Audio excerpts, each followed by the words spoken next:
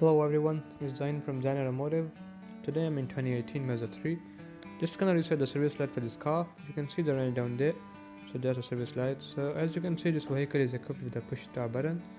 So you just gotta turn it to position 2 to make sure that all the lights are up. That means the ignition is on. So now onwards to the display screen.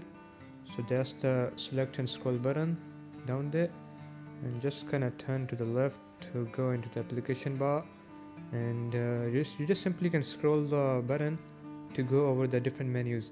So you have to manage to go to the applications.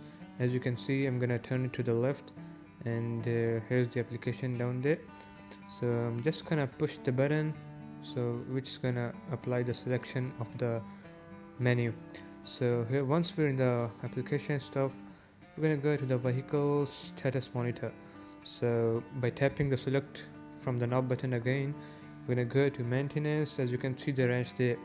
So I'm just gonna scroll again and gonna push the scroll button, go to the oil change, and here you can see the reset thing down there.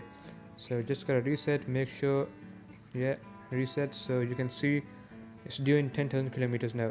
So it's all done, and I'm just gonna go back to the car and let's try to start the car.